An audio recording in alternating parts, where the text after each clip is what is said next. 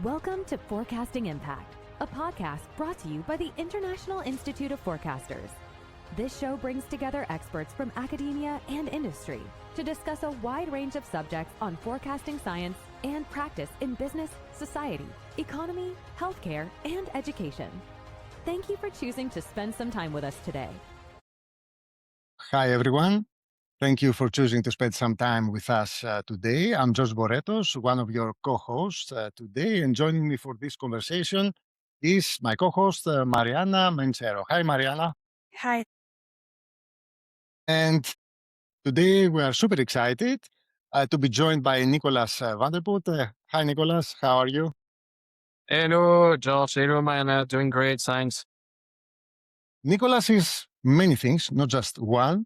He is a highly accomplished and highly acclaimed supply chain data scientist working specifically in the area of demand forecasting and inventory optimization.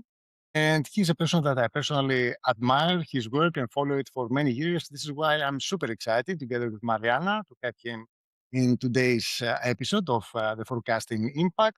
He's also the author of 3 books and also the founder of the consulting firm SupChains and also a co-founder of SKU Science, all in the same field of demand forecasting and inventory planning.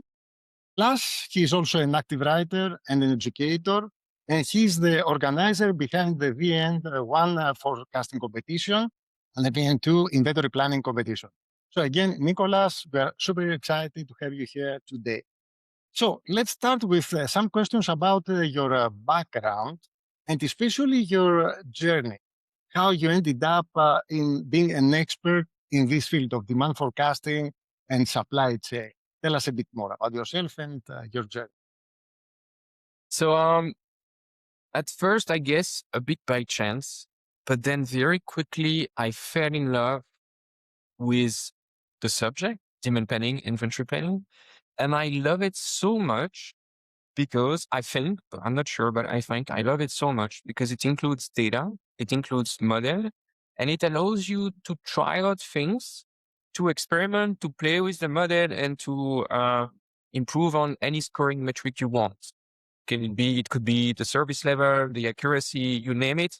And I realize with time, I love to play with data. I love challenges. And this is both at once. You have all the data, you can play with all the models, you can improve on your scoring metric. And I just love it. I cannot stop doing it. And if you give me a problem with a scoring metric, I'll do everything I can to explode the metric and overachieve on it and optimize running time and these kind of things, to the point that at some point it's not related to business or anything. I just love so much to do it. I cannot stop. And at some point I have to stop because I'm thinking improving it by 0.001 doesn't make any sense for anyone except me, and I love it. But now in practice, how I started, I had the chance in, I think it was in 2014, to give a course at university on inventory planning for the first time. And I dedicated a lot of time to prepare myself for it, to give just a few hours at university. And I love it, really love it. I always knew since I'm 17 that my dream was to teach at university, and I really enjoyed that. So since I was 17, I knew I wanted to teach at university. I wanted to, in general, to teach. So when I had the opportunity to give just a few hours, I really jumped on it, and then I dedicated so much time to prepare myself for it. And that started, I think, in 2014. And from there, I had, you know how it goes. You create opportunities, you meet people, then you get an opportunity to do it a second time, then a third time. Then a company calls you to give you an internal training. And then from there, it grew.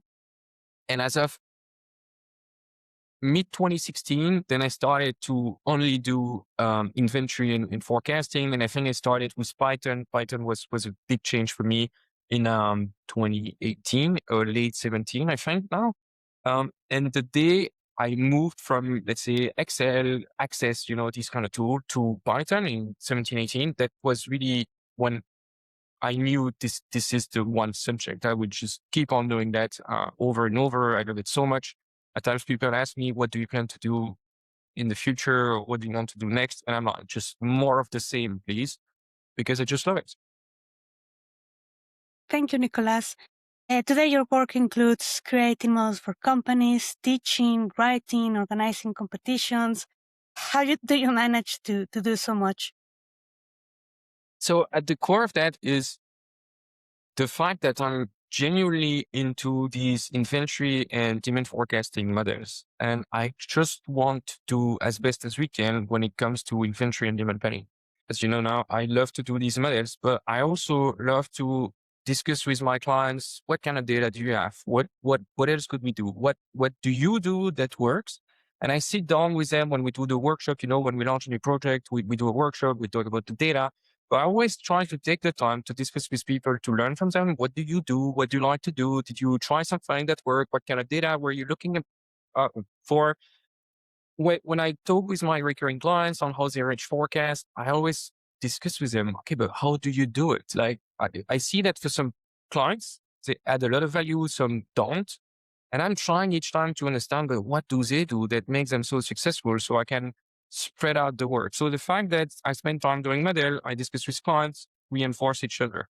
And then there is all the time I spend teaching, which I love to do, but also at times I'm both training professionals, so clients, companies, demand planners, these kind of people.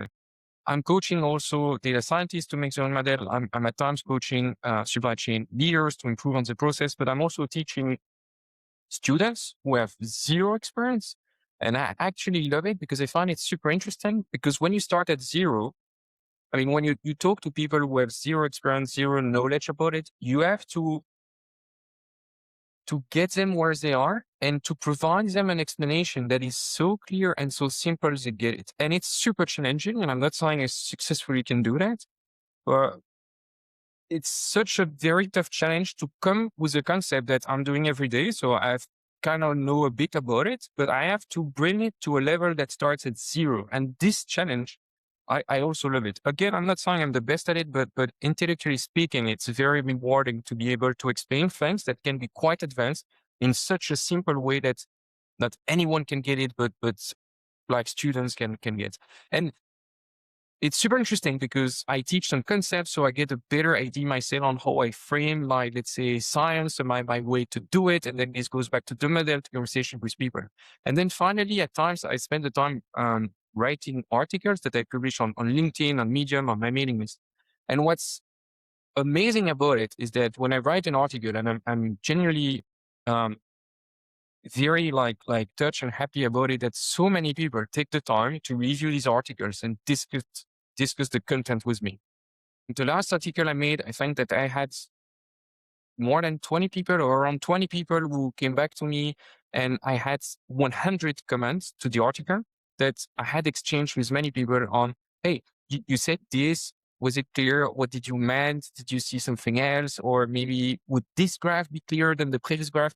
And the fact that I have so much feedback allows me to improve the quality of the article, but also structure my thoughts in a way that alone I would not have been able to do. So I really learned from the crowd, and I guess this circles back into the teaching, writing content, making the model, talking with clients, and off we go.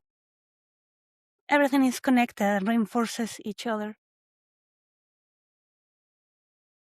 Yeah, just wanted to add that what you just described, this engagement with people and learning from people and the other way around, is exactly why I follow your work, because I also learn from this engagement and everything that you post.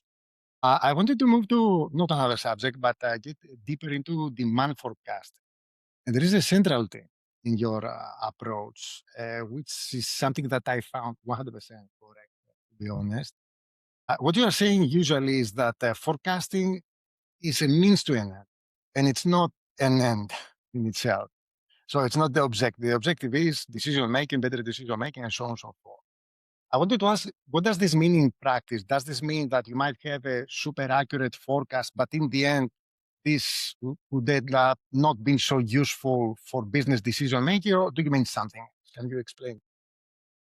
So, Josh, this is it's at the same time a very simple question, and at the same time it goes to a lot of discussion on, like, what are the consequences of that. I try to give a clear answer, but also show you some of the impact day to day I have with that when I talk to supply chain leaders, when I help people on the process. So indeed, as a supply chain, you are kind of a decision engine. And by decision, it could be a simple one, a complicated stuff, short term, long term. But when you discuss inventory planning, it boils down to how much should we produce, how much should we buy, and how much should we ship around. Okay, just very simple stuff. Now, when you want to make such a decision, as per any kind of decision, you want to have as much information and good quality information as possible so you can take the best possible decision. We understand that supply chain, to make money, they need to have this great inventory planning. So they increase service levels, they increase margin, and they reduce inventory, and they save on cash. Okay. So to do that, they need the best possible forecast. But the issue is that most of the supply chain I talk to, the leaders, and when you look at the process, demand planning at times is really aligned with what inventory planning means. So for example, it would be a forecast per week, per warehouse, or per week, per production plan, some things like that.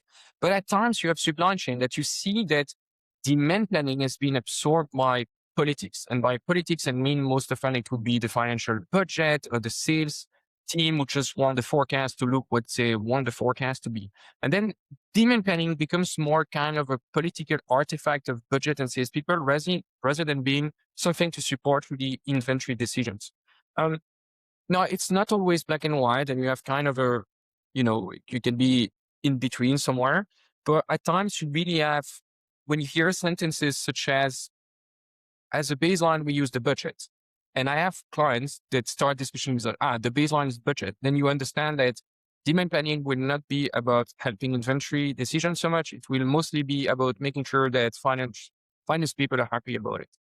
And this is where you really get the gap. And Nicolas, you also emphasize that companies should forecast demand rather than sales. For listeners who may not be familiar with this distinction, why are demand and sales not always the same? Yeah. And this is, again, it's a very interesting question because at the same time, it can be simple to understand, but then the impact, the consequences of that are quite deep into supply chain and what happens with forecasting. So the difference between demand and sales is demand is more about what your customer want to buy. Let's say you have a coffee shop and today 50 people came by and they wanted to drink a cappuccino. So demand for cappuccino was 50.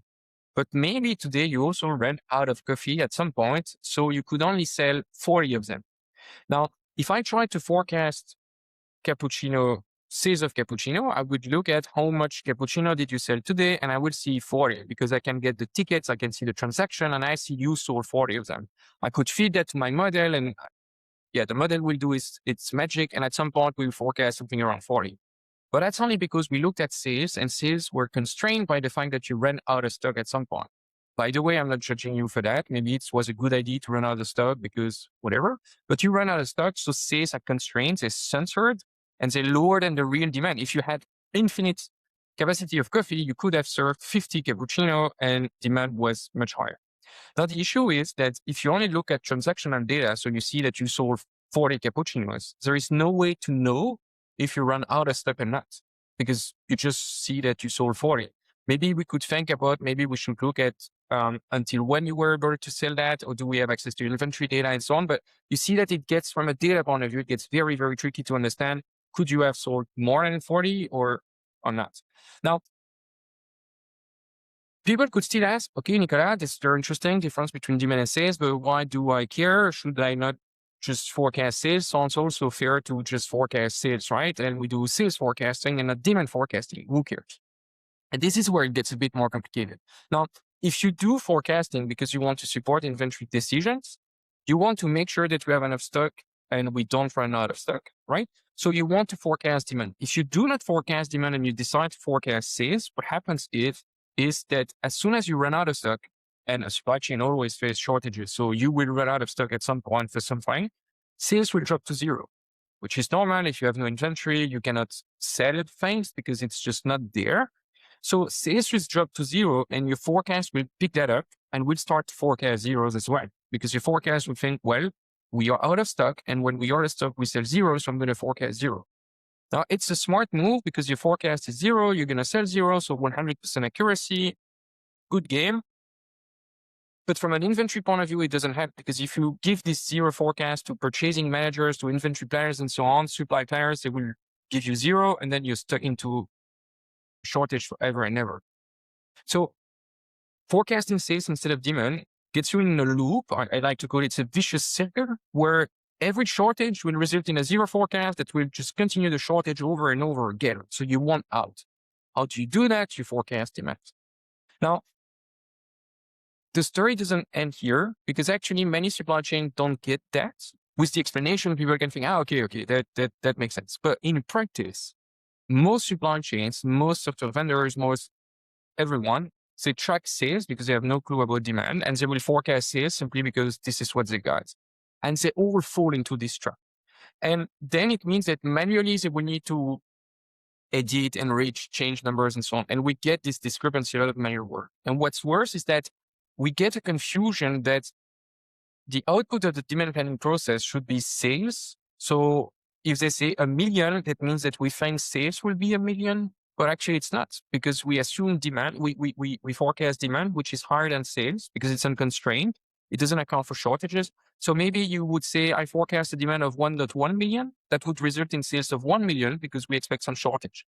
And as soon as you start discussing that within a process, tension rise for political reason, because then your demand forecast is not the sales forecast. So it means financially you cannot really use it because it's too optimistic. And then you get this misalignment that gets more and more complicated for big companies to understand. And you need more time with them to, well, train them, teach them, coach them to understand that the demand forecast is not your financial forecast or sales forecast. And it's normal, it's different, it needs to be different. So this can be quite tricky, actually, because you have a lot of people who really think we need one number. So budget, demand forecast is one number, which makes it very bad. Okay, thank you for explaining the distinction. And getting into forecasting models, you've been a strong advocate for machine learning models. You have recommended LightGBM as the backbone of a robust forecasting engine. Why do you favor these tree-based models? And more generally, how should practitioners decide which models are appropriate for their forecasting problems? Yeah, so indeed, right now, if you look at everything I write, I advocate for LightGBM. So maybe I should advocate for something else. What's important is not LightGBM. I think what is the most important thing you can do, if you want to have a great forecasting model, I mean, the number one thing to do, and when I coach data scientists, that's the first thing we do, is not let's do a model and LightGBM. By the way, LightGBM is likely to win, so you can pick LightGBM, it's fine. But the real thing to do is not to go first for LightGBM or first for the model. The real thing to do is to go first for, I want a framework to be able to assess which model is best. So the first thing I always recommend people to do is first, don't jump into the model, jump into, I want to create a framework to assess model to make sure that if I have 10 IDs, I can make a competition in between these 10 IDs and see which ID is going to win. And this is much, much more important. To have this framework, the ability to evaluate IDs at scale is much more important than having one model. So, for example, today, most people would use LightGBM, and it's a well-known fact that LightGBM is quite good, if not the best, or very good, whatever. So just using LightGBM will not save you. That's also for sure. Just using LightGBM will not be enough. You need to know how to use it. So what's important is not to jump into LightGBM. It's really to have this framework around it. Now, why am I saying that LightGBM is so good? Because on my experience, LightGBM is great. But also when I organize forecasting competition, and when you look at the forecasting competition since, I think, 2018, LightGBM is always on the top. And if not, LightGBM is nearly the only model on the top. So you really see that for nearly now 10 years, LightGBM has been number one. But then again, it might change. Maybe next year, maybe next month, maybe today already there is a better model than LightGBM. That could already be the case, and I'm simply not aware of it yet. So that's why for me, what's more important is to have the framework to test and evaluate. So that the day a new model comes by, you can test it and you can replace LightGBM by this new thing, whatever it is. I want to continue the discussion from your last point, which I think is extremely important. Because practically what you are saying, and I have seen that again and again in your statements, post and text, that the evaluation process of the model is even more important than the model itself. And I do agree with that.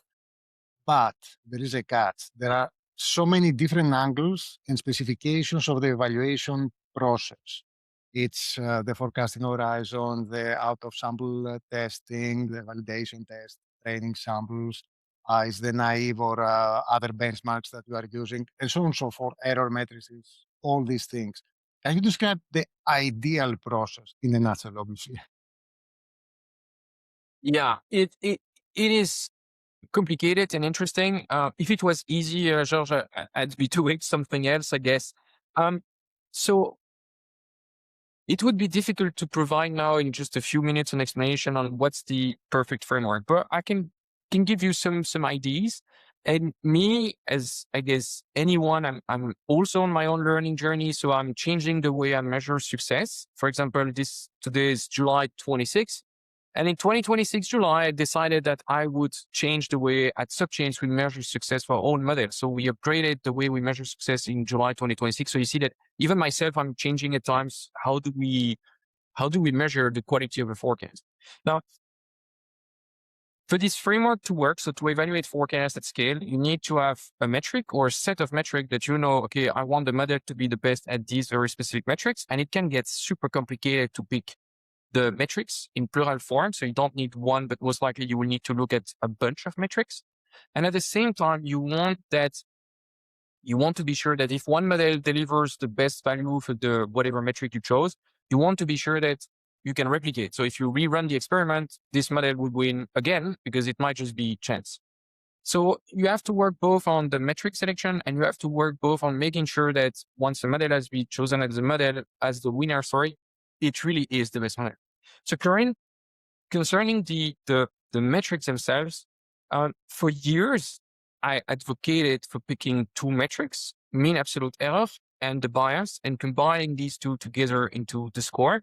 And for years, I've said this is the best compromise I could find, but it's just a compromise. It is not perfect. And there are many cases where I could show you a forecast that is worse on score, but in practice, you would think this is a better forecast. So I knew from the start it was not perfect.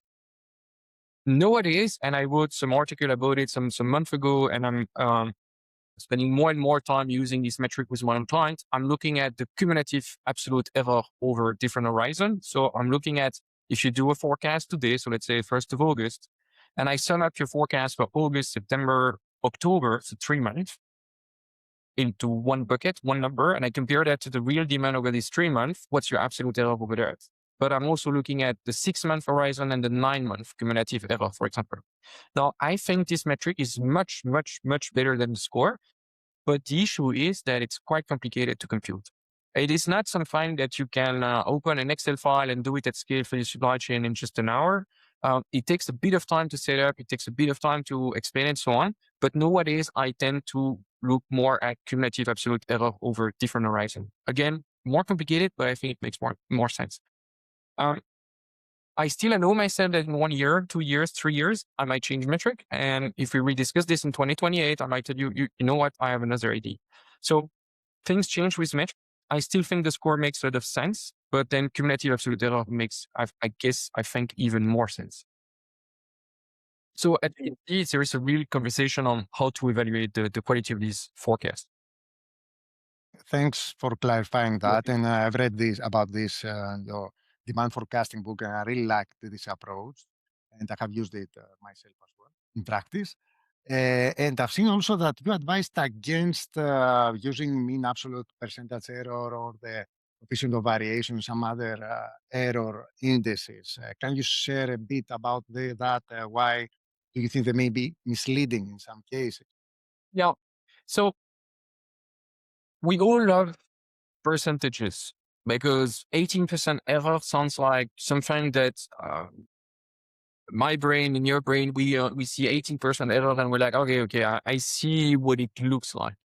But the issue of computing forecast error in percentages is that once you start comparing two different products in terms of percentages, it doesn't make sense anymore because you're comparing relative things.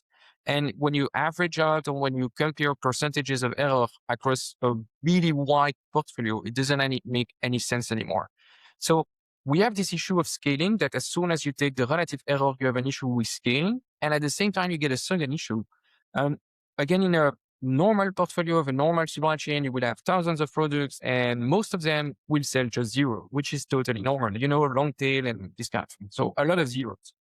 As soon as you have zeros and you express percentage error, how do you do that? Is it infinite? Is it 0? Is it 1? Is it unknown? It gets into a lot of weird edge cases that at the end of the day will make the KPI really weird. And depending on how you decide to treat these edge cases, and I call that edge cases, but you have so many zero that it should just be called normal cases. So depending on how you decide to deal with these zeros, it might end up in very, very different KPIs. So my advice is compute absolute error in terms of absolute numbers like 1,500 error. You sum this up across your whole portfolio. So you're going to get an error of, 1 million, whatever. And you can divide that by total demand. So you get a percentage, but you get this percentage at the very, very, very, very end of the computation process. If you don't do that, you're going to get this scaling effect that's going to hit you, and you're going to get the zero effect as well. So I would really advise against.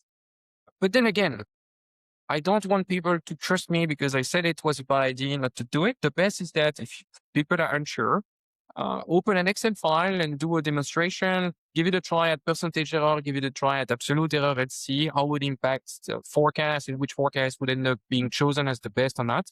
Because you'll see that taking this relative might have a really bad impact. And again, if you do such a thing, it needs to work at scale.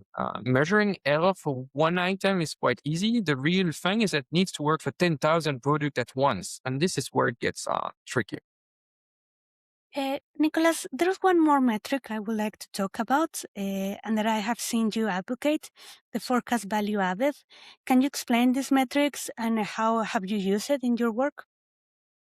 Yeah, this is I guess, the idea to forecast demand instead of sales and forecast value added are kind of the two most important things when I'm teaching students. When we get to the slide of forecast value added, I always like to say, and I always do it now, this is the most important slide of the training course. So if there is just one single thing you have to remember, please just remember this very specific slide on FVA.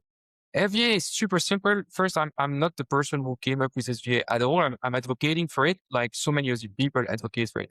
But for me, FVA, forecast value added, needs to be at the core of your demand planning process. Like if FVA is not the core of your discussion, it means something is wrong and you should just go into it. It's, as I will explain, it's super simple. So you don't even really need some very advanced software or anything. You can do it in Excel if you want, but that is the key. So FVA, the core idea is that when you have a demand planning process, you're going to start from a baseline and then people will enrich it. By enrichment, I mean they will change the numbers and do anything they want and say, I think it should be 1,000 instead of 900 and so on. And what you will also see in your process is that usually, not always, but usually you have sequentially different teams, different people touching the forecast. So the salespeople, the demand planners, another team, maybe finance, whatever, maybe your customer which shares their own forecast. So this will also be included. And what you want is that every person, every team, but it can go down to the person, every person who touch the forecast, we need to ensure that they do add value over time. So if you get the baseline forecast from your software, your planning engine, you give it to someone, you want to make sure that this person, when they change the forecast, they usually make it better. I'm saying usually because anyone can get lucky or unlucky. So at times you would change the forecast and it's going to go great. And at times you will do it, it will not. That's totally fine. What we want is that to see that, well, over time, when Mariana touches the forecast, it adds value. Now, this is extremely important because you want to have strong facts to improve your process. You don't want to say things such as, I think that when George touched the forecast doesn't add value because I think that George has some political bias or whatever. I think Mariana is doing a great job. No, want to really have the fact. It goes beyond that. What I see from many supply chain is that they contact me and they say something like, Nicolas, we want to achieve 60% accuracy or 80% accuracy, or we got some consultant last year and they said benchmark is 85% accuracy. And I get into this conversation quite a lot. Now, what people don't get is that big supply chain have many markets, maybe different sales channels, different types of product, growing product, declining product, stable product. I mean, you know it. Now, every market comes with a different set of complexity. Maybe you have a lot of competition. Maybe you have a lot of promotional pressure or whatever. Maybe you do a lot of new product launch and so on. So it means that is there is such a thing as the natural accuracy of each market might be different. So the person working on a very major market might reach a very good accuracy. So you might think, okay, Mariana is working in the US, or biggest, oldest market. She's doing great. She has 80% accuracy. Mariana, here's a promotion. Thank you so much for your work. But George, you're working on this new, smaller market that's high growth, let's say, I don't know, Panama, whatever. And your accuracy is only 30%. This is really bad, George. We'll have to think about what we're going to do with you. But actually, if you think about it from a forecast value added point of view, we're not going to look at the absolute accuracy you achieve. We're going to look at, well, when I hand over a baseline forecast to George or to Mariana, as they able to improve from the baseline. And we will quickly realize that, well, in the US, the baseline accuracy is much, much higher than Panama, simply because the market is different. And for me, it only makes sense to look at how much value can we add rather than what's the absolute number we can get. To finish on this, we support many clients in many different supply chain forecasting at very different level of accuracy of granularity. And it makes total sense that for some of our clients in some countries, some sales channels, the forecast error can be as high as, I don't know, 90%. Especially if you look at weekly forecasts, it can be extremely high, if not higher than 100%. And in some other markets, from some other client, the forecast error might be, I don't know, 20%. But 20% for some markets, for some product is still very high. We could do better. Whereas 90% for some other product in other markets might be an amazingly good results, because the variability is so high that achieving 90% is already kind of a success in itself. Thank you, Nicolas. Let's now move from forecast evaluation to inventory planning. We already talked about this. Well, forecast tells us what demand may look like, but it does not tell us how much to order, when to order, or how much inventory to hold. Can you now explain us how to move from demand planning to inventory optimization? Sure. So with forecast, the name of the game is quite easy. You just want to get the forecast as accurate as possible. But then again, we could discuss and debate on how do we even measure accuracy. For inventory, it is much, much more complicated because then it is really about the decision. So first, you need to balance things. So we all know that usually when consultant or software vendors are called in, it's to reduce inventory, not to increase it, which is always kind of weird because actually you want to strike a balance. If you don't have enough inventory, run out of stock and you lose sales, people get frustrated. If you have too much inventory, first you have to pay for it, it's cash, and then you have the risk of obsolescence and so on. So for inventory, it's a balance. You need to find the right balance between the risk and the costs associated with I have too much and the risk and the costs associated with I don't have enough. So we need to find the right balance. But this is where it gets very tricky. Because to find the right balance between these two, the first thing you need to do is to know the cost.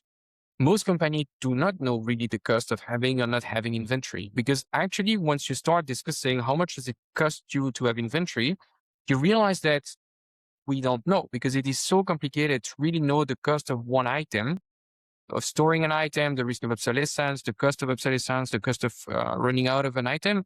You could run out of stock of one product. Let's take the coffee shop. We don't have cappuccino anymore, but you would have something else instead. So people would buy the other product. Okay, they might get a bit frustrated, but you still make money. So assessing the value of running out of stock or the value of having too much stock, it's quite complicated, which makes balancing complicated. So instead, there is something else that I like to do that is less good than having this pure financial approach. But because I realize that in practice, having this pure financial approach is so complicated because we do not agree on the cost, it's best then to do the next best, which is for me, finding the right balance between the service level and try to reduce inventory to the minimum while achieving the target service level we get. So the other approach I like to do is to talk to supply chain leadership and ask them, look, you have all these sales channel, all these type of product markets. What is the service level target you want to do? And then they can have a discussion with leadership. Do we want to have 90, 95, whatever? And from there, you make a model that tries to achieve the targets with the minimum inventory required. Now, it's less good than financial optimization because we don't really know if 90% is the best, but at least we know that human in the supply chain said explicitly, we want 90, and then we can deliver on the 90. But now to move to another topic that you mentioned in your recent book. inventory optimization models and simulations. And there you claim that probabilistic forecasting and simulations may be better in some cases, at least, as opposed to standard formula-based forecast. Can you share a bit about the key ideas described in this book, and especially this about probabilistic forecasting and simulation, because this is very, very important and very interesting. Yeah, I'd like to really cut that into two main approach when it comes to inventory. So let me really go back to the problem in practice. So we sit down at a coffee shop. Forecasting demand on the coffee shop is quite easy because we could sit, the three of us, Mariana, George, and me, at the coffee shop, and one of us says, I think demand would be 40 cappuccinos, someone else is 60 or whatever. At the end of the day, we count the number of customers that came in, and we just compare it to a prediction. We could debate a bit about the accuracy metric, but quite quickly, we would know who's the best at forecasting the number of cappuccino. Easy. But then we could also ask ourselves, how much coffee do you think we should buy? And this is, first, much more complicated to do. But also, let's imagine that, George, you say, I think we should buy 100 kilos. Mariana said, I think we should buy 20. And I say we should buy 10, but we should buy it every day. How do we know which decision is best? It gets extremely difficult to do that. Now, to know how much to order, I'd like to divide the type of approach in between the theoretical approach, the kind of safety stock formula that most people are used to see at university, this kind of, square root of demand deviation, blah, blah, blah. And then an approach that I have yet to find a good name for it. We could call it simulation-based, but we could also call it like, I don't know, something in practice. So you have the theory and then you have the practice. And now the theory, it's all the safety stock kind of formula you can think of. And you can have many variations of the safety stock formula. I made a lot of content and post about all these variations and why I think that most of them are crap. And then you have how to do it, the more practitioner approach to try to simulate if it works in practice. Now, I will not do a course here on all the theoretical safety stuff, but I just want to say that this theory of this school of thought just says we will try to assume that demand behave in a very specific mathematical way, and then we will solve a mathematical equation. And if you solve this mathematical equation properly, then you know how much to order. Now, the issue is that in practice, these mathematical assumptions about demand and things like that are so wrong in the sense that they assume things that do not exist in real life at all. So you can solve the math. The math can look impressive and complicated and whatnot, but the assumption on which it is based are all not applicable to the real world, which means that going deeper into the math, deeper in the equation will not solve anything because it's all relies on wrong assumptions. Now you have the, let's say, practical approach, which means, okay, I do not know anything about demand distribution. I don't know. I will just do a simulation. I will try out different models and I'll see which one wins. And you see there maybe the link to what I explained regarding forecasting, that I'm more interested into the evaluation framework rather than the model itself. So when you want to go into simulation, I'm not so much excited about holistic forecast or whatever very advanced model we could talk about. I'm more excited about what is the framework we're going to use to assess which model is best. Because once we agree on a framework to evaluate what model is best, then we can try as many ideas we want with or without holistic forecast or whatever. And we will know. And we will not know from a theoretical point of view, if it makes sense. We will know from a practical point of view, if it makes sense. Now, then again, you could think, okay, Nicolas, that's a nice point of view. Thank you so much. But then I spent so much time thinking about what kind of framework would you use for inventory to assess which decision is best. So remember the discussion, George, that you, Mariana, and I, we had in this coffee shop where you said, I think we should buy 1,000. Mariana said 200. And I said, we're going to buy 10 every day, right? I spent so much time thinking about how do we know who's right and who's wrong that I decided to do an inventory competition with it using a framework of evaluation to know, but at the end of the day, who was wrong or right about this inventory model. And so this is the inventory competition VN2. And a lot of people try this theoretical model and they all failed. So now we have the proof for me that in theory, it doesn't work because the assumptions do not apply. But in practice, when we did a competition, it also didn't work. So for the safety stock formula, I can safely say now, it doesn't work in theory and it doesn't work in practice. Yeah. Nicolas, since a lot of our listeners are probably familiar with these traditional inventory tools like the safety stock formula or the ABC XYZ product segmentation, can you just explain in more detail what are the issues with these tools? Yeah. So the safety stock formula, as said, the key problem is that all the assumptions on which it is based are, it's not that they're wrong, it's more that they do not apply to real world. So at the core of the safety stock formula, you have the idea that we're going to look at demand variation. But for me, this is already wrong because in practice, you don't look at demand variation, you look at how wrong your forecast is. So from the get-go, you're just not looking at the right thing. Then the next thing that is wrong is that it assumes that demand is normally driven. So normally driven, if you're not a mathematical expert, it means that, how to put that, demand behaves nicely. It's quite behaved. Nothing extreme will pop out of it. In practice, it is not the case. Extreme cases everywhere. So first, you assume that you only care about demand, not forecast. Wrong. Then you assume that demand behaves correctly. Wrong. So it's already two layers that are totally wrong. You could have even more of that. For example, you do not assume that demand would grow, would decline, or there is any kind of seasonality. I mean, what kind of supply chain is that? A supply chain with no growth, no decline, and no seasonality. I mean, you see, we are totally out here. So I think that many academics love this kind of formula because it allows you to do math. And it's easy to teach at university because you show a formula and then people have to solve the formula, people are trained to solve formula, and then everyone is happy. But in practice, it doesn't work. And the theory doesn't work. So I would just move ahead of the safety stock formula. There are more problems than what I just talked about. So it's even worse than what I just said.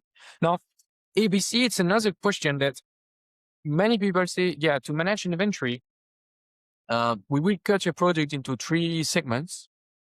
Then people usually do not agree really on how to make these segments. And as I would say something like, we're going to put this much inventory target there, this much there, and this much there. Now, I'm not totally opposed of the idea of doing segmentation. I mean, this is, if you want to segment, you can segment, right? But you really have to think about it.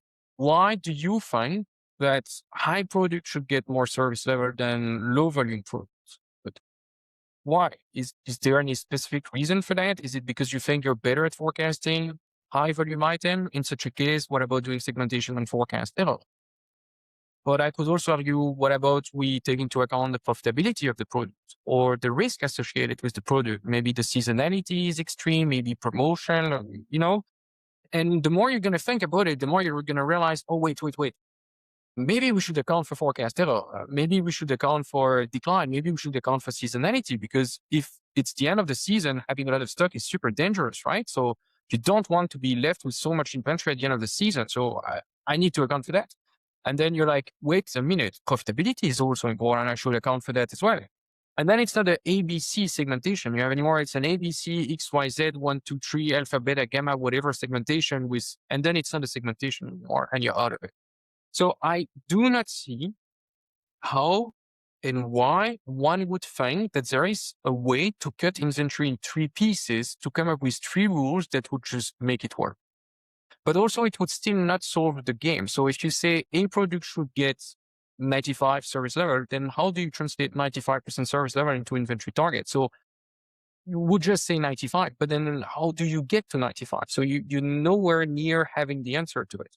Now, finally, again, people could think, okay, Nicolas, thank you. This is your opinion. Everyone has an opinion, right?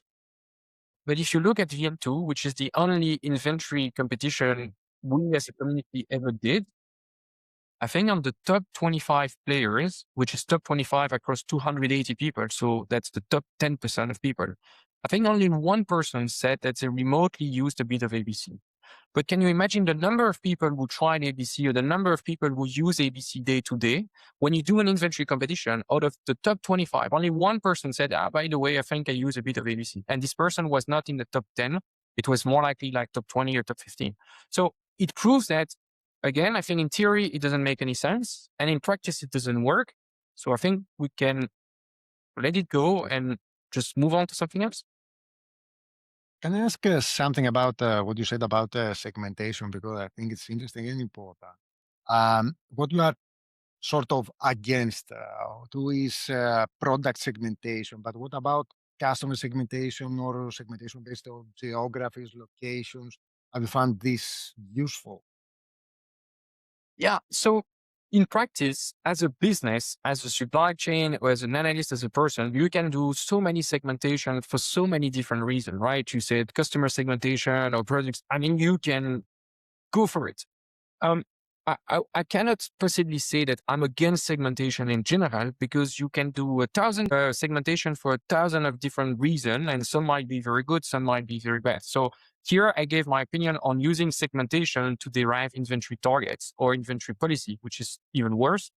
But similarly, I would think it's a very, very poor idea to do that for forecasting. Again, when you do forecasting competition, I'm not aware, not to say that no one ever did it, but I'm not aware that any single person or team that achieved a good score used any kind of segmentation. And myself, in my model, I would never do that. So we see that when you look at winning solution, winning teams and things like that, no one uses it, and it gets difficult to find any theory that would support that.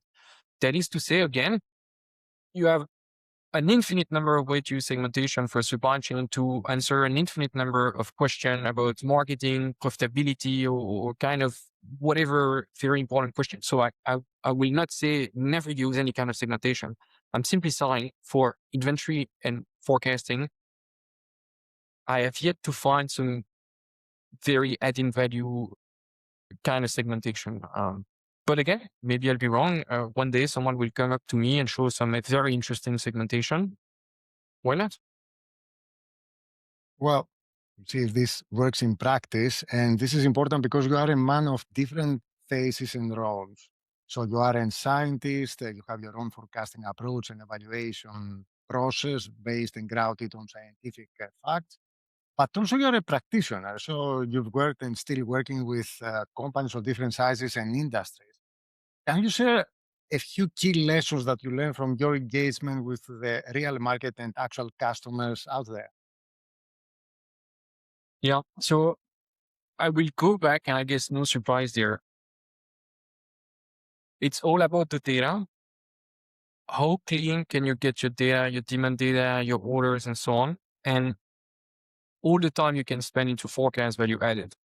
To me, it all boils down to that. And again, I'm not selling something fancy or saying it has to be complicated and you have to read 10 books to get it. No, it's all about, can you structure and get as much data as you can, feed it into your machine learning model, and then you get into this feedback loop of tracking forecast value added, which I think is the most important one.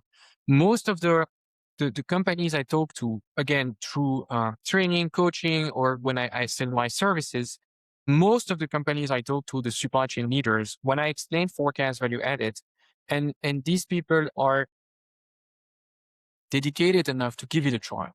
So give it a try, and the next day they tell me, look, Nicolas, for the first time we measure the added value of our baseline compared to a moving average, and it is zero. We do not add any value. So the baseline we have adds zero value, or it adds 1%. And many times when we do a VA and people start to get the ideas, they come back to me with a very advanced question. Okay, but should we measure it over 6 months, 9 months? How many times should we do it before we can trust it? And should we do it like this and like that? And as of what person should you very complicated stuff. But actually, once you do an FEA analysis, in just a matter of seconds, by looking at the dashboard, you will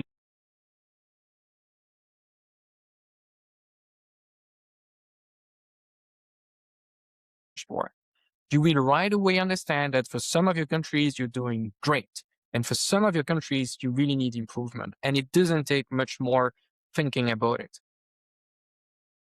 Thank you, Nicolas. And now let's move to the BN1 competitions and the BN2. In 2024, you organized the BN1 forecasting competition, followed by the BN2 inventory planning competition in 2025. Can you tell us what the most important lessons from each one were? Yeah.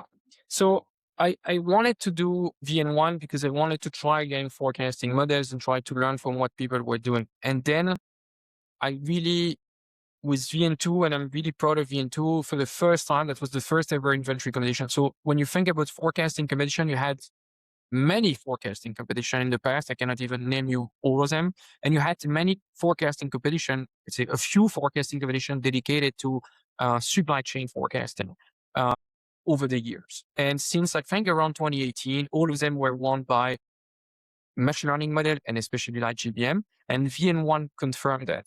But what I wanted to do also with VN1 and then VN2 was to take the time to talk to all the people who could deliver a lot of value, to understand from them what did they do. And it went way beyond just what kind of model did you use or whatever, but more like what was your process, how do you created that, how difficult is the code, how long does it take to run your model and so on. So for VN1, I really took the time to look at how complicated are the winning solutions. And I would need to check all the numbers, but as I recall, many winning solutions were only about 300, 400, 500 lines of code, which is really short. That was in 2024. Today, it might even be lower, different with agents. Now, in 25, we did VN2, which was the first inventory competition. We never did, the community as a whole never did an inventory competition before because it is so difficult to organize. It's so difficult to find a metric we had to play that over many rounds. So it took weeks to do it. And it means that before VN2, I was a man with an opinion. George was a man with an opinion. Mariana, you were a girl with an opinion. And some people would say, this model looks great. This one looks great. Look at my model, whatever. But after this competition, this brings us so much value that finally we could say to the community, you can do anything you want on this competition. You can come up with any tool you possibly want, and let's see what works best. And this is now that I can safely tell you, look, safety stock formula, ABC segmentation, the probability these will add value is extremely low because we saw in the commission it doesn't add value.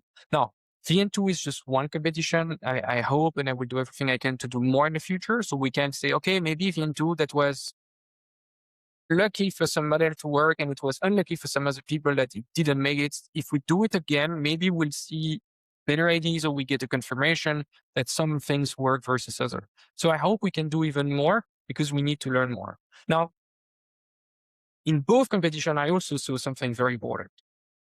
The people who won, so I'm really talking about the top 5 teams and people in both competition, are people who can try a lot of things at once at scale. So these are people who try out a lot of models because they have the ability to test and evaluate models. So you really see that people who win have the ability to test model, to try model, and to test them again and again and again. So it goes back to the idea that before discussing the model, you need to discuss how do I evaluate it? How do I make a framework to see which one is best? And then you can start at, okay, I'm going to try different models and see which one's the best. There is one person for VN1 I remember that tried out 15 or 20 models. And then this person realized that none of the model he tried added any value compared to a naive forecast. And he submitted a naive forecast.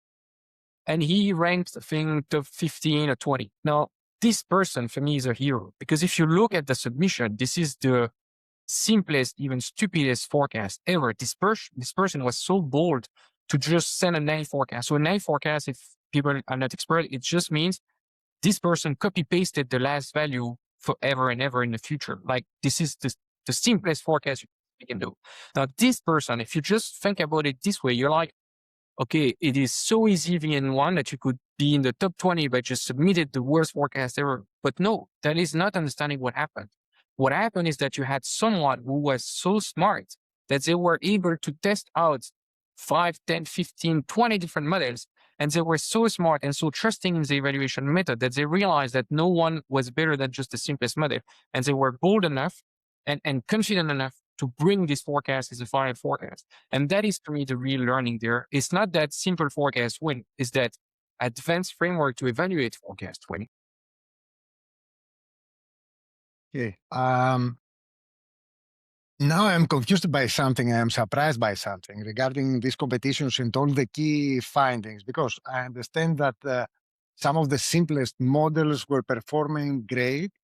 And also I understand that most of the participants there weren't even able to beat naive forecasts, simplistic forecasts that were used as benchmarks. So, I mean, it's obvious, I guess, for everyone that we would have expected that you have experts using expert systems, machine learning, sophisticated algorithms they should have been able to at least beat the naive forecast easily and then compete with each other. And this is not what happened. And I really don't understand exactly why this happens, why we are so suboptimal in forecasting things and competing against naive models. Yeah. And I understand this can be confusing. And so